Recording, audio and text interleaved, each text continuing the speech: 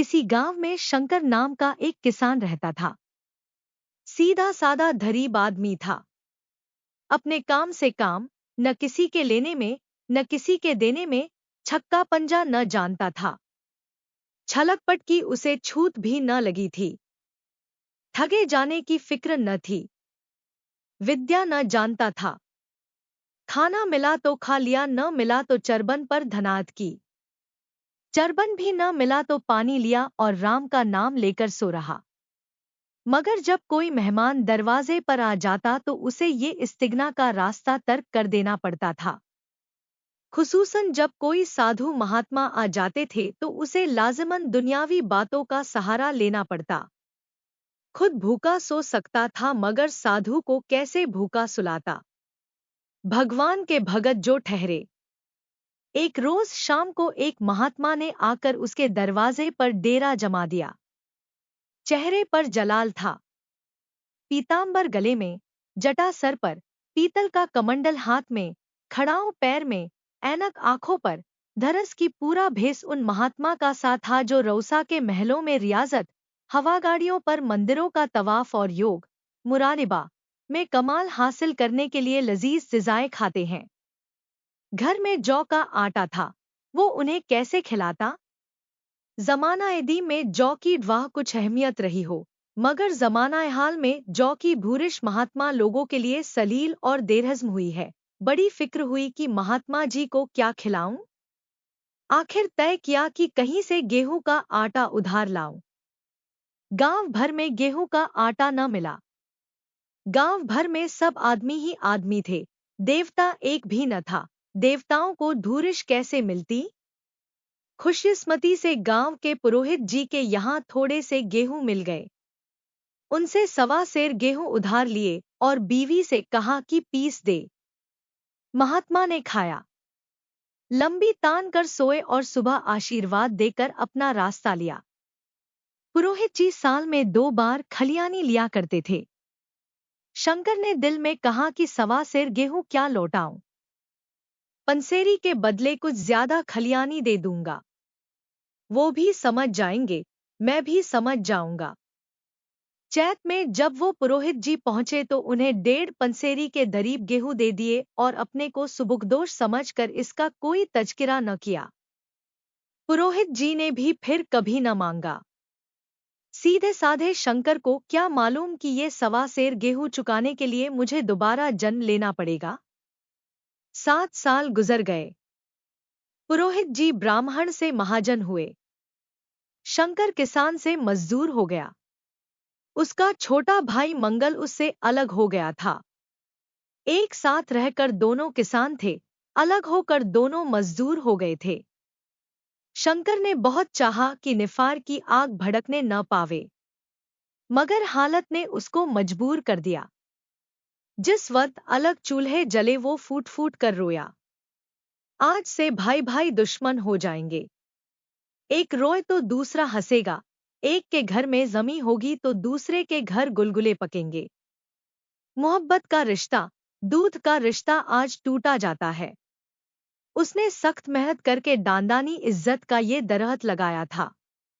उसे अपने बून से सींचा था।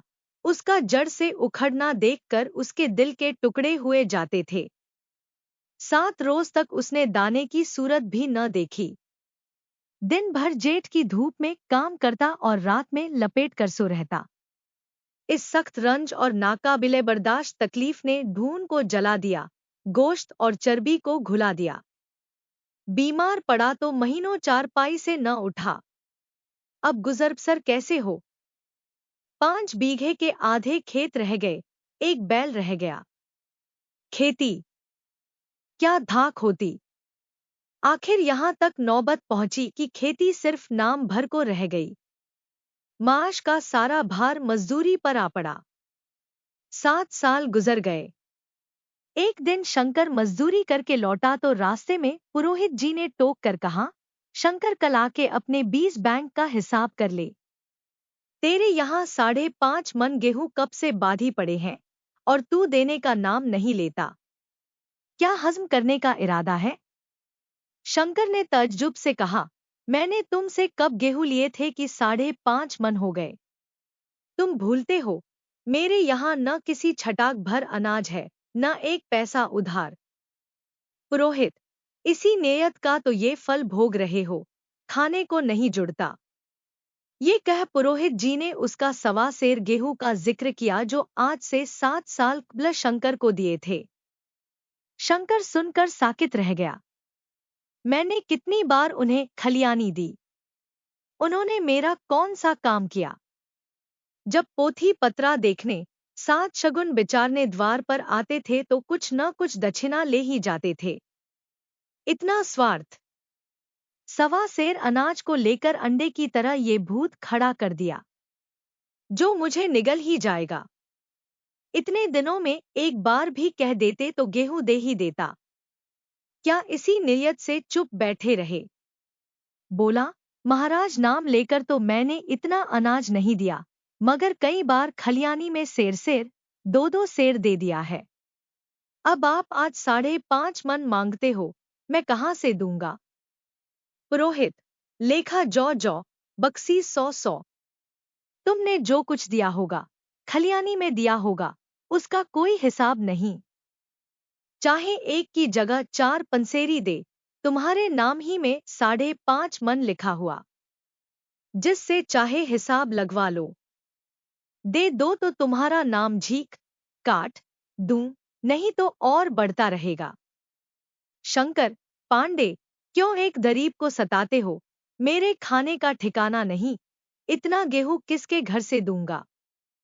पुरोहित, जिसके घर से चाहे लाओ, मैं छटाक भर भी न छोड़ूंगा। यहाँ न दोगे, भगवान के घर तो दोगे। शंकर काँप उठा। हम पढ़े लिखे लोग होते तो कह देते, अच्छी बात है, ईश्वर के घर ही देंगे। वहां की तूल यहां से कुछ बड़ी तो न होगी। कम से कम इसका कोई सबूत हमारे पास नहीं। फिर उसकी क्या फिक्र? मगर शंकर इतना अक्लमंद, इतना चालाक न था। एक तो दर्ज, वो भी ब्राह्मण का। बही में नाम रहेगा तो सीधे नरक में जाऊंगा। इस ख्याल से ही उसके रोंगटे खड़े हो गए। बोला, महाराज तुम्हारा जितना होगा यही दूंगा। ईश्वर के यहाँ क्यों दूं? इस जन्म में तो ठोकर खा ही रहा हूं, उस जन्म के लिए क्यों कांटे बोऊं? मगर ये कोई न्याय नहीं है। तुमने राय का पर्वत बना दिया। ब्राह्मण हो के तुम्हें ऐसा नहीं करना चाहिए था। उसी घड़ी तराजा करके लिया होता तो आज मेरे ऊपर बड़ा बोझ क्यों पड़ता? मैं तो दे दूंगा, लेकिन तुम्हें भगवान के यहाँ जवाब देना पड़ेगा। पुरोहित, वहां का डर तुम्हें होगा, मुझे क्यों होने लगा? वहां तो सब अपने ही भाई बंद है। ऋषि मुनि सब तो ब्राह्मण ही हैं। कुछ बने बिगड़ेगी, संभाल लेंगे। तो कब देते हो? शंकर, मेरे पास धरा तो है नहीं, किसी से मांग जांच कर लाऊंगा तभी दूंगा। पुरोहित, मैं ये न मानूंगा। 7 साल हो गए, अब एक का भी मुलाहिजा न करूंगा। गेहूं नहीं दे सकते तो दस्तावेज लिख दो। शंकर, मुझे तो देना है। चाहे गेहूं ले लो, चाहे दस्तावेज लिखवाओ। किस हिसाब से दाम रखोगे? पुरोहित, जब दे ही रहे हो तो बाजार भाव काटूंगा। पांव भर छुड़ा कर क्यों बुरा बनूं? हिसाब लगाया गया तो गेहूं की कीमत 60 रुपया बनी। 60 का दस्तावेज लिखा गया। 3 रुपए सैकड़ा सूद। साल भर में न देने पर सूद की शरह 3.5 रुपए सैकड़ा। 8 आने का स्टैम्प, 1 रुपया दस्तावेज की तहरीर शंकर को अलाहिदा देनी पड़ी। सारे गांव ने पुरोहित जी की मजम्मत की, मगर सामने नहीं। महाजन से सभी को काम पड़ता है, उसके मुंह कौन लगे? शंकर ने साल भर तक सख्त रियाजत की मियाद से कबल उसने रुपया अदा करने का बरत सा कर लिया। दोपहर को पहले भी चूल्हा न जलता था, सिर्फ चरबन पर बसर होती थी। अब वो भी बंद हुआ। सिर्फ लड़के के लिए रात को रोटियां रख दी जाती। एक पैसे की तंबाकू रोज पी जाता था। यही एक लत थी जिसे वो कभी न छोड़ सका था। अब वो भी इस कठिन बरत के भेंट हो गई। उसने चिलम पटक दी, हुठा तोड़ दिया और तंबाकू की हांडी चूर-चूर कर डाली। कपड़े पहले भी तर्क की इंतहाई हद तक पहुंच चुके थे। अब वो बारीक तरीन कुदरती कपड़ों में मुंसलिक हो गए। मांग की हड्डियों तक में सरायत कर जाने वाली सर्दी को उसने आग के सहारे काट दिया। इस अटल इरादे का नतीजा उम्मीद से बढ़कर निकला। साल के आखिर तक उसके पास 60 रुपया जमा हो गए। उसने समझा कि पंडित जी को इतने रुपए दे दूंगा और कहूंगा, महाराज बाधी रुपए भी जल्दी आपके सामने हाजिर कर दूंगा। 15 की तो और बात है। क्या पंडित जी इतना भी न मानेंगे? उसने रुपए लिए और ले जाकर पंडित जी के कदमों पर रख दिए। पंडित जी ने मुतज्जिब होकर पूछा, किसी से उधार लिया क्या? शंकर, नहीं महाराज। आपकी असीस से अब की मजूरी अच्छी मिली। पंडित जी, लेकिन ये तो 60 ही है। शंकर, हाँ महाराज। इतने अभी ले लीजिए। बारी 2-3 महीने में दे दूंगा। मुझे उऋण कर दीजिए। पंडित जी, उऋण तो जब ही होंगे जब मेरी कौड़ी कौड़ी चुका दोगे। जाकर मेरे 15 और लाओ। शंकर, महाराज, इतनी दया करो। अब सांझ की रोटियों का भी ठिकाना नहीं है। गांव में हूं तो कभी न कभी दे ही दूंगा। पंडित, मैं ये रोग नहीं पालता, न बहुत बातें करना जानता हूं। अगर मेरे पूरे रुपए न मिलेंगे तो आज से 3.5 रुपए सैकड़ा का ब्याज चलेगा। इतने रुपए चाहे अपने घर में रखो चाहे मेरे यहां छोड़ जाओ। शंकर, अच्छा, जितना लाया हूं उतना रख लीजिए। मैं जाता हूं, कहीं से 15 और लाने की फिक्र करता हूं। शंकर ने सारा गांव छान मारा, मगर किसी ने रुपए न दिए। इसलिए नहीं कि उसका एतिबार न था या किसी के पास रुपए न थे, बल्कि पंडित जी के शिकार को छेड़ने की किसी में हिम्मत न थी। अमल के बाद रद्द अमल का कुदरती धायदा है। शंकर साल भर तक तपस्या करने पर भी जब हर्ष बेबार करने में कामयाब न हुआ तो उसकी एहतियात मायूसी की शक्ल में तब्दील हो गई। उसने समझ लिया कि जब इतनी तकलीफ उठाने पर साल भर में 60 रुपए से ज्यादा न जमा कर सका तो अब कौन सा उपाय है जिससे उसके दूने रुपए जमा हों। जब सर पर धर्ज का बोझ ही लदना है तो क्या मन भर और क्या सवा मन का। उसकी हिम्मत पस्त हो गई, मेहनत से नफरत हो गई। उम्मीद ही हौसला की पैदा करने वाली है। उम्मीद में रौनक है, ताकत है, जिंदगी है। उम्मीद ही दुनिया की मुतहरिक करने वाली कुव्वत है। शंकर मायूस होकर बेपरवाह हो गया। वो जरूरतें जिनको उसने साल भर तक टाल रखा था, अब दरवाजे पर खड़ी होने वाली भिखारने न थीं, बल्कि सर पर सवार होने वाली चुड़ैलें थीं, जो अपना चढ़ावा लिए बगैर जान ही नहीं छोड़ती। कपड़ों में पैबंद लगने की भी एक हद होती है। अब शंकर को हिसाब मिलता तो रुपए जमा न करता। कभी कपड़े लाता और कभी खाने की कोई चीज। जहां पहले तंबाकू पिया करता था, वहां अब गांजा और चरस का चस्का भी लगा। उसे अब रुपए अदा करने की कोई फिक्र न थी। गोया उस पर किसी का एक पैसा भी न था। पहले लर्जा आ जाने पर भी वो काम करने जरूर जाता था। अब काम पर न जाने का बहाना तलाश किया करता। इस तरह 3 साल गुजर गए। पंडित जी महाराज ने एक बार भी तड़ाजा न किया। वो होशियार शिकारी की तरह तीर बहदफ निशाना लगाना चाहते थे।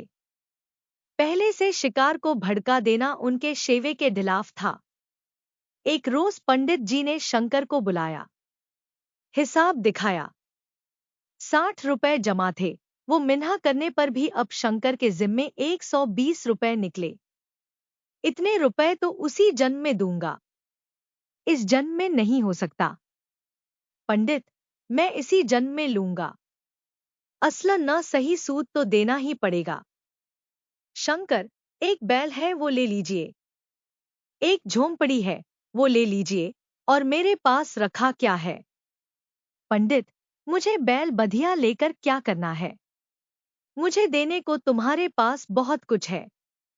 शंकर, और क्या है महाराज?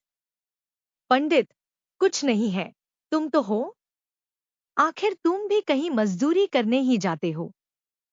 मुझे भी खेती करने के लिए एक मजदूर रखना ही पड़ता है।